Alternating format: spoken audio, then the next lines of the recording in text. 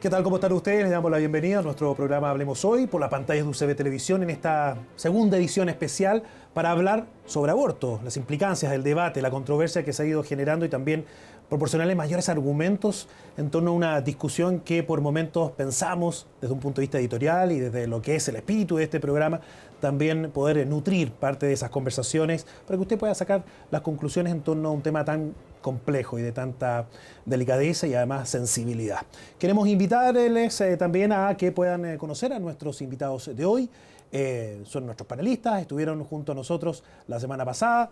Carmen Domínguez, muchas gracias Carmen por acompañarnos nuevamente Claudia. esta semana, este sábado. Sí, ya casi quiero quedarme como panelista estable. Ojalá que el programa de Exacto pueda seguir en esta y otras temáticas por lo demás. Directora del Centro UC de la Familia, abogada, profesora titular del Departamento de Derecho Privado de la Pontificia Universidad Católica de Chile. Y junto a Juan Carlos Manríquez, muchas gracias Juan Carlos nuevamente por estar con nosotros. Muchas gracias a ustedes por invitarnos nuevamente, así que un nuevo sábado. Destacado abogado penalista, socio fundador de Manríquez, Benavides y compañía, además profesor universitario, autor de un sinnúmero de artículos académicos, periodísticos, mediáticos, etc. Así que quiero, antes de comenzar la conversación, Carmen, Juan Carlos, que veamos la siguiente nota, que viene también a complementar parte de otro testimonio que revisamos la semana pasada y que nos sensibiliza también y pone en contexto esta realidad, le pone rostro humano, le pone experiencia. Y escuchamos también a las madres, a una madre involucrada en este caso, en esta historia, en la historia de Nachito. Me llamo Constanza Saavedra, soy médico de la Universidad de los Andes, mi especialidad es medicina familiar en la Universidad Católica. Soy mamá de Nachito, Nachito tiene 7 años y según las causales de aborto que se discuten hoy día sería un niño inviable. Yo me casé cuando estaba en primer año de beca de medicina familiar y nos quedamos esperando a Nachito al tiro. Y queríamos, así que estábamos felices con Gonzalo, con mi marido. Y súper bien, hasta más o menos las 18 semanas que se supone que uno debería empezar a sentir que se mueve la guaguita y que nunca sentí que se moviera. Todo lo que se podía medir y ver estaba bien, los parámetros, pero no se movía. Y ya mientras más pasaban los meses de embarazo, finalmente, aunque no teníamos un diagnóstico claro, teníamos claro de que era algo grave, de que si no se podía mover tampoco tenía musculatura para respirar y que si no podía respirar se iba a morir.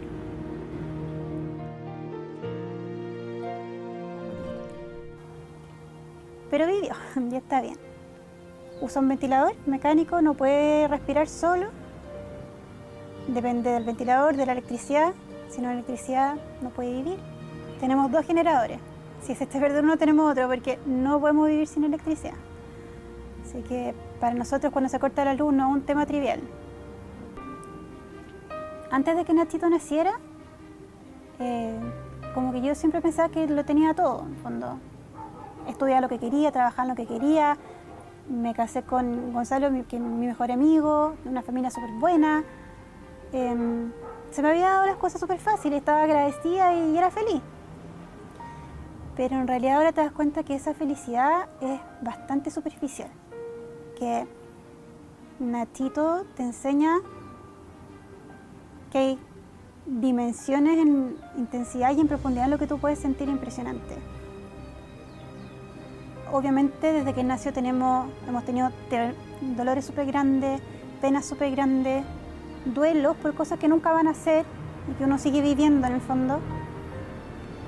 Pero los momentos de felicidad son tan profundos que vale la pena todo lo demás, y verlo a él feliz lo compensa todo. Te quieres quedar acá. Muy bien, una grúa que está levantando este camión porque se echó a perder y hay que llevarlo a los talleres. Muy bien. La calidad de vida no está de repente en lo que tú puedas hacer o en lo que no puedas hacer. Las trabas muchas veces las pone la gente en la cabeza. La calidad de vida está en qué tanto vas a disfrutar tu vida para adelante. Y Nachito lo disfruta más que nadie. Bien, otro testimonio que nos estremece, que como decía la mamá de Nachito, cambia absolutamente la dimensión del amor, del dolor, de lo que significa las relaciones. Y quiero tomar ahí lo que tú decías, Carmen, la semana pasada a propósito del tema del aborto. Estamos hablando de aborto, pero estamos hablando finalmente de la vida y de lo que significa la posibilidad de que en este caso este pequeño, con todas las dificultades, le está ganando a la vida y está ahí, y está muy presente con sus padres y se ha transformado en el núcleo que hace girar parte de esas relaciones. Entonces, muchas personas, Carmen, se preguntan desde el punto de vista de la opinión pública, ¿este es un proyecto que finalmente despenaliza las 3 causales que analizamos en la semana pasada o finalmente va a legalizar el aborto? Un punto muy importante, Claudio, porque se presenta como de despenalización, pero basta leer el proyecto. Yo creo, y aquí quiero animar a los que me están escuchando, el que una cosa cuando se debaten en abstracto las ideas de legislar, otra cuestión es que cuando uno quiere opinar sobre un proyecto de ley hay que ir a estudiar su contenido. ¿Ah? El papel soporta todo, resiste todo. ¿Ah? Entonces, esto no es una discusión teórica, hay que ir a mirar el proyecto. Y si nosotros vamos a mirar el proyecto, de alguna manera se deduce muy rápidamente que aquí la idea que está detrás en realidad es la de legalización. Primero se habla de un derecho a abortar. Si nosotros hablamos o se plantea que existe un derecho a abortar, quiere decir que en realidad no nos estamos planteando para un caso excepcional, ¿no es cierto?, para estos 3 casos como hipótesis excepcional, sino que al revés, lo que estamos queriendo instituir es un derecho a abortar, que no existe, por supuesto, hasta hoy en nuestra legislación. Segundo, se habla de que esto se constituiría en una prestación de salud. Si se constituye una prestación de salud, quiere decir nuevamente que se está reconociendo que aquí habrá un derecho a abortar que tiene que ser cubierto por el sistema de salud pública. Se incorpora además, no solo se modifica el Código Penal, como bien podría, ¿no es cierto?, explicar Juan Carlos, sino que además se modifica el Código Sanitario, es decir, un mandato que va, ¿no es cierto?, al personal sanitario de no provocar o interrumpir en definitiva o realizar ningún acto que de alguna manera suponga interrupción del embarazo. El aborto además en estas 3 causales ¿no es cierto?, se elimina la pena, pero no queda ninguna norma que siga estableciendo la ilicitud de la conducta de abortar. Para que el público que me está escuchando lo entienda, si realmente aquí no hubiera una legalización, tendría que sobrevivir a, ¿no es cierto?, el retiro de la pena en estos 3 casos, alguna forma de ilicitud frente, en definitiva, al aborto. Y que es, por ejemplo, lo que pasó o ha pasado en Chile con el adulterio. El adulterio fue despenalizado desde un punto de vista penal, se le quitó, ¿no es cierto?, la sanción penal, pero se mantuvo la sanción civil. Y, por ejemplo, el incurrir en adulterio es un incumplimiento de los deberes matrimoniales, lo cual quiere decir que no está bien incurrir en el adulterio desde un punto de vista jurídico. Y además, por último, quiero resaltar que el proyecto incorpora de manera bastante insólita, si fuera solo con el objeto de despenalizar, a la objeción de conciencia. Incorpora la objeción de conciencia, para que se entienda, es el derecho que tiene, ¿no es cierto?, toda persona cuando se le pretende imponer un acto, la realización de un acto que viola su conciencia, y surge ahí, ¿no es cierto?, este derecho que emana de la libertad de conciencia que está constitucionalmente garantizado para objetar. Si no hubiese detrás verdaderamente una legalización, ¿por qué tendría que incorporarse la objeción de conciencia? Y por último, además, quiero decir que en el debate, como ha sido presentado por las autoridades públicas, es evidente que estamos hablando de una legalización, porque en realidad la actitud o la presentación pública no es ponerse en la situación límite de estos 3 casos, dramática, compleja, ¿no es cierto?, de la situación humana que viven las personas que están ahí, sino que más bien todo el debate ha sido emplazado a este derecho de la mujer a decidir por sí misma, lo cual de inmediato significa que no son, en realidad la cuestión no son estos 3 casos, claro, sino que en realidad el debate es si a la larga la mujer tiene que tener derecho a decidir si quiere seguir adelante o no con el embarazo. Juan Carlos, al respecto, esta posibilidad de entrar ya directamente en una legalización del aborto, ¿cómo lo ves, además desde el punto de vista del elemento penal y en general, en el tenor de la conversación? Bueno, lo que plantea Carmen es también una cuestión que se debate dentro del punto de vista técnico y de las técnicas de tipificación o de legislación, conocidas también para otros casos como falsas amnistías o amnistías al revés, en el sentido que dando la sensación de que en definitiva uno está regularizando, detallando una situación vigente y que dejaría un retazo de aquella otra todavía castigable o castigada, esta en definitiva no desaparecería del todo. Con el análisis que hace Carmen queda más o menos en evidencia que eso no es así. O sea, en definitiva, con la idea de que en realidad se está regulando, en el fondo se aparecería una desregulación. Pero yo quiero profundizar también en el caso, también para compartirlo con nuestros televidentes, en el caso particular, por ejemplo, del niño que se nos planteaba recién, de Nachito, ¿no? Detrás de él se nota que es un niño absolutamente querido, está su familia, hay una gran logística y un gran respaldo emocional, digamos, familiar y económico. Pero hagamos el contrapunto con la situación muy particular de la falta de luz. Pensemos ese mismo niño en una zona de precordillera, serrana, claro, absolutamente carenciado, con una familia poco, digamos, educada desde el punto de vista de la educación formal, o sea, personas de buena voluntad, pero absolutamente carenciadas. O en un campamento. ¿Qué pueden hacer efectivamente esas personas que no cuentan con la máquina, que no cuentan con la logística? Hoy día, esa situación, digámoslo, ¿va a resultar punible y en lo futuro también? La verdad que no. Porque si una madre se ve enfrentada a esa situación absolutamente extrema, como la que ese caso plantea, y no tiene las condiciones económicas, por mucho que quiera, o logística de asistir a ese niño, evidentemente su conducta va a ser absolutamente inexigible en cuanto a demandarle a esa madre que efectivamente tenga ese hijo, ¿no, verdad?, y continúe adelante con su embarazo, de la misma manera que no podrá ser castigable si esa madre toma la decisión de terminar con el embarazo. O sea, esa situación hoy día en el otro punto del polo tampoco es una de que, digamos, de aquella de que el proyecto resuelva. Por el contrario, a ese punto de vista la legislación es absolutamente sobreabundante y no se necesita. Vamos a ver unas declaraciones de la médico Mariana Arancibia, quien entrega parte de lo que es un antecedente que lo discutíamos ya en el programa pasado sobre la tensión ética que se da entre el derecho del que está por nacer y también la madre. Y por otro lado también cómo ella plantea la necesidad de la idea de despenalizar el aborto, que se genera como un contrapunto interesante para que nosotros podamos seguir abordando acá en el estudio. Veamos las declaraciones. La vida humana, la condición de Homo sapiens sapiens, con 46 cromosomas, se inicia en el momento en que el ovocito y el espermio se unen. Y de ahí esta célula entra en un proceso que es continuo, que es gradual, que es coordinado, ¿verdad?, y que es maravilloso. Este proceso es un proceso único. E interrumpir el proceso es muy difícil, porque es arbitrario decir cuándo lo interrumpimos. Lo interrumpimos a la semana, a las 2 semanas, a las 10 semanas, a las 18 semanas. Cuando lo interrumpas es un conflicto, es un problema, y eso no tiene solución. Aquí estamos enfrentados a un conflicto o a un dilema ético donde ponemos a dos individuos, el embrión feto y la mujer que lo gesta. Y en ese sentido esto es una aporía, es decir, es un dilema ético que no tiene solución. ¿Por qué? Porque este niño tiene derecho a vivir, este niño uterino, y esta mujer tiene derecho a determinar sobre su cuerpo. Ahora, desde el punto de vista de los derechos, ¿verdad?, creo que le cabe solo a la mujer decidir sobre si interrumpe o no interrumpe el embarazo. Ahí hay una de las argumentaciones que hemos escuchado de forma insistente, podría uno expresar, Carmen, durante el último tiempo. ¿Cómo se puede responder a eso? ¿Solo la madre tiene derecho a decidir? Ojalá fuera así de simple, ¿no?, plantear el argumento.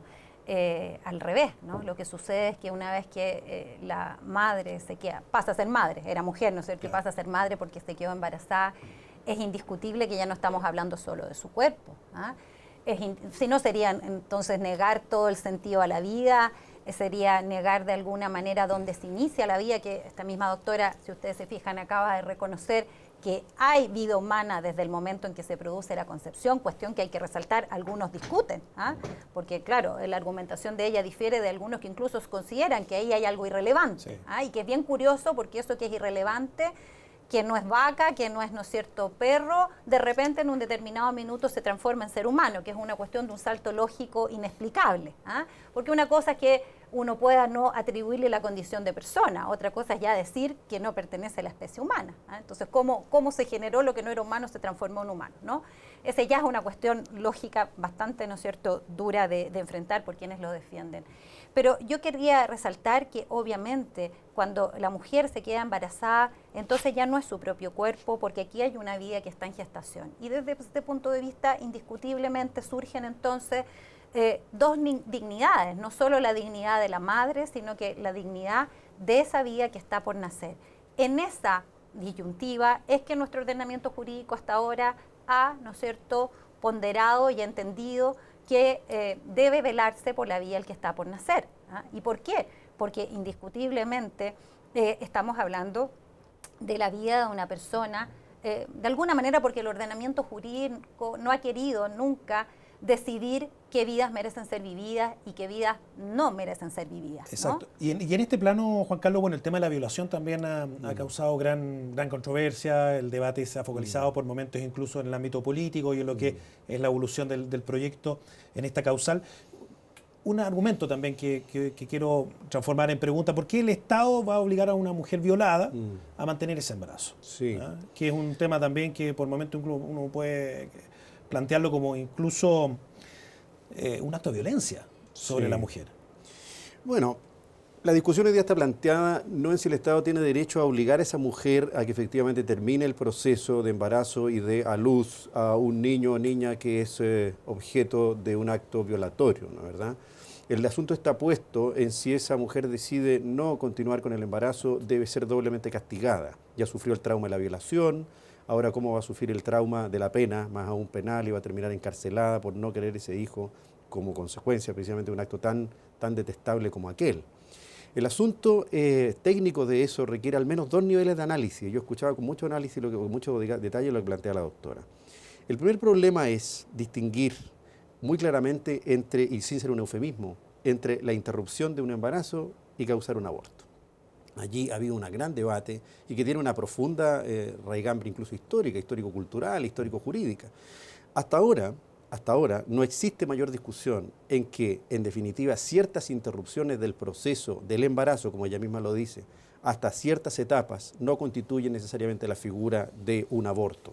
Después de ciertas semanas, de cierto proceso de gestación, este puede ser considerado penalmente a efectos prácticos, ¿no es verdad?, y a efectos de consecuencias penales, como efectivamente la interrupción de una vida punible. La primera podría no serlo necesariamente o no serlo del todo.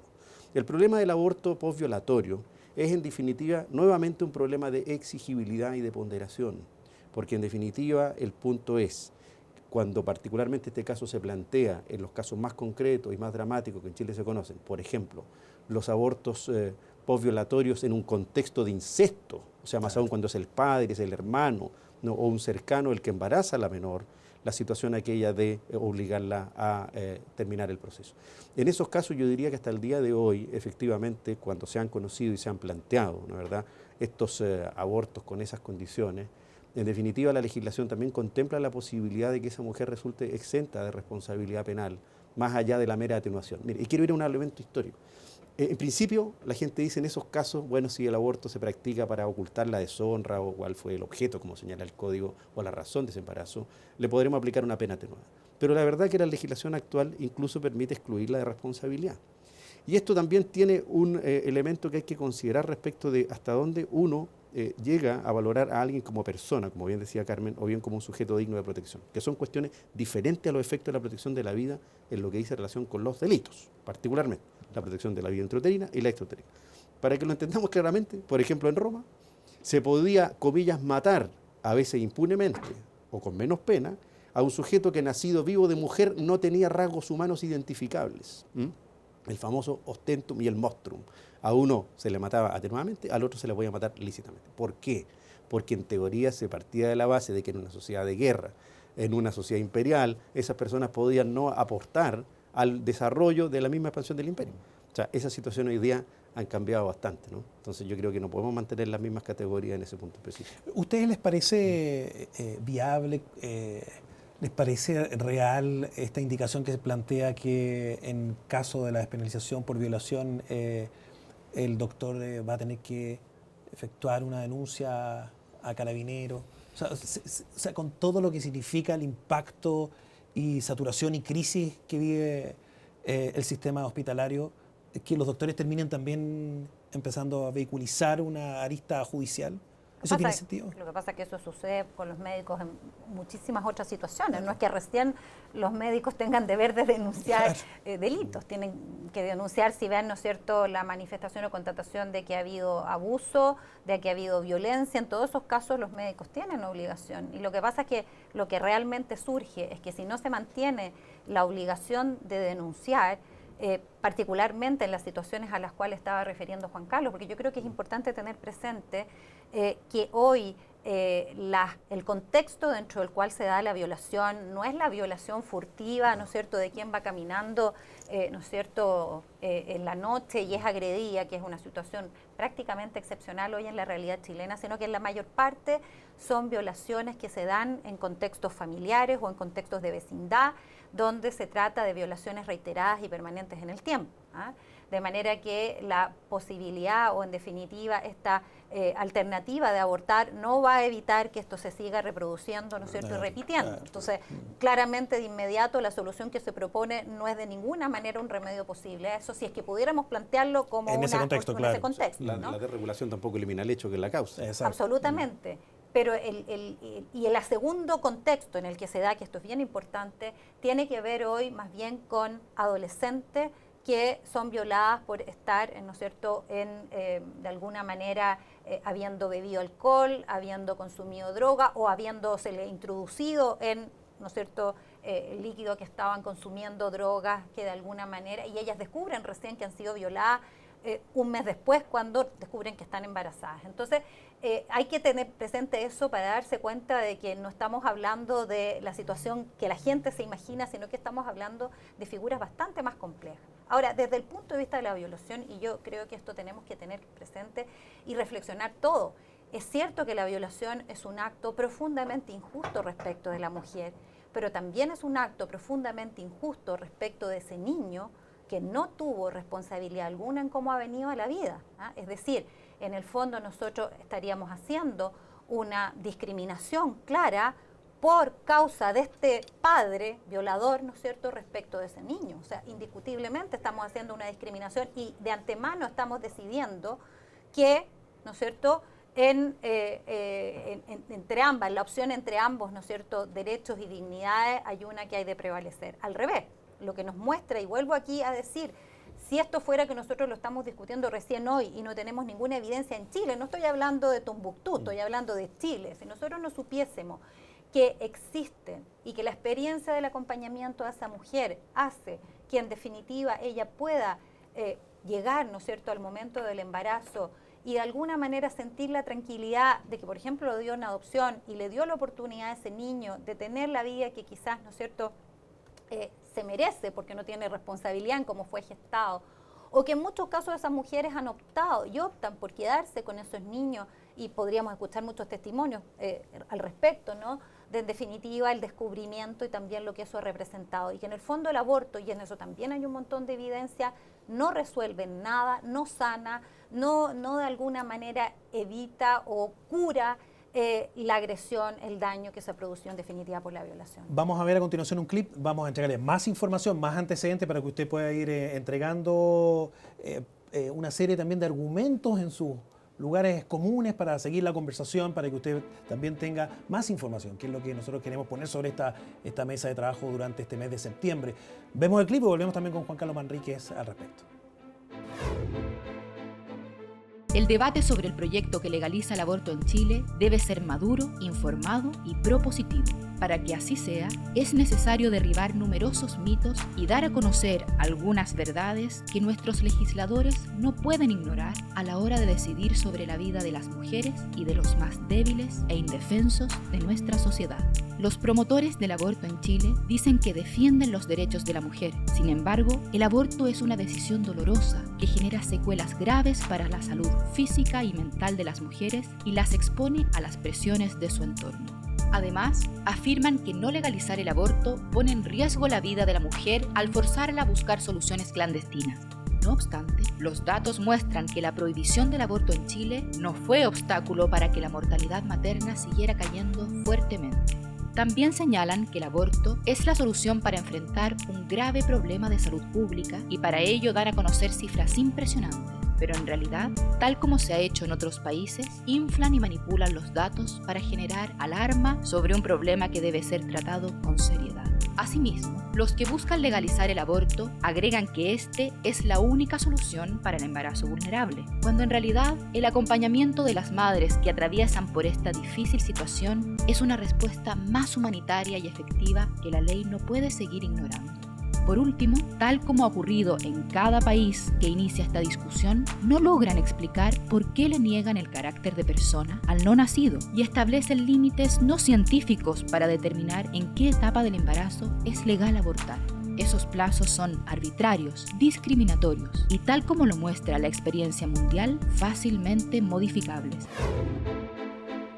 El clic con más información, cosas que se van desmitificando. Juan Carlos, de lo que hemos ido hablando, ya el programa empieza a llegar a la recta final. Sí.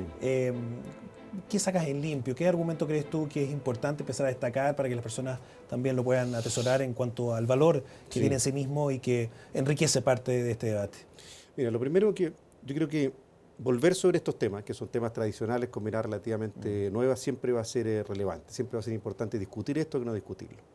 Lo segundo es que si vamos derechamente al tema del proyecto que hoy día está en el Congreso, tiene también una novedad desde el punto de vista incluso estrictamente formal, ¿no? Está redactado en lenguaje inclusivo, el médico, la médica, el facultativo, la facultativa, el la.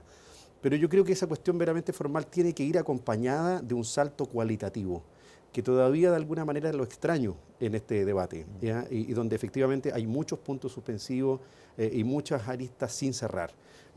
Quiero decir simplemente sobre esto, lo que dice relación con la otra condicionante a la cual podría verse sujeto el médico, por ejemplo, de tener que denunciar determinadas circunstancias. Yo creo que ese caso tampoco está completamente resuelto porque hoy día, más aún, ni siquiera lo requiere. Si el médico es testigo, ha visto o ha practicado un acto terapéutico y por tanto lícito, no tiene nada que denunciar. El problema se plantea precisamente en aquellos otros casos, por ejemplo, cuando se da cuenta de que una niña llega a un hospital público o privado con signos de aborto y ella relata, por ejemplo, un aborto, digamos, como consecuencia de una violación en contexto intrafamiliar. Ahí la cuestión cambia, pero la legislación incluso actual hoy día permite resolver ese problema con más paciencia. Y hemos escuchado poco de aquello, Sí. sin lugar a dudas. Carmen, 30 segundos nos van quedando para tu intervención final, por favor. Sí, yo solo quería agregar respecto al proyecto, porque no nos hemos referido a la causal de riesgo de vida de la madre, ¿no? Claro. Donde existe también una presentación errónea ante la opinión pública como de si se necesitara legislar, porque hoy los médicos están en riesgo de que por poder intervenir para salvar la vida de la madre, en definitiva pueden terminar en la cárcel, cuando evidentemente, y eso lo saben todos los médicos, y así sucede, no tenemos ni una condena de ningún médico por haber intervenido en esa situación, porque hay que recordar que cuando se encuentra en riesgo de vida de la madre y de la vida del niño, el médico tiene 2 pacientes, tiene que intervenir y no le está impedido intervenir en orden a tratar de evitar la muerte, y si el efecto secundario, el efecto no querido es en definitiva la muerte, ¿no es cierto?, de ese embrión, obviamente no está el dolo necesario o requerido para entender que hay aborto, ¿ah? Y por lo tanto no tenemos sanciones. Segundo, se dice que sería necesario legislar, porque entonces esa praxis, como no está legislada, igual es incierta. En general hay que entender que ninguna praxis profesional está legislada. La praxis, la decisión ética no puede estar legislada porque obviamente depende del caso a caso. Nunca vamos a tener una norma que lo contiene. Y por último, yo quisiera mirar y hablarle a todas las mujeres que me están escuchando, diciéndoles que ojalá nosotros nos la juguemos por evitar que las mujeres, que cualquier mujer de nuestro país se encuentre en esta situación límite. Hay muchísima experiencia, tenemos muchas posibilidades de hacerlo sin tener que recurrir a esta situación límite que evidentemente nos pone frente a la decisión más grave, probablemente, ¿no es cierto?, más dramática que puede existir en una sociedad, que es optar por eliminar la vida de una persona inocente.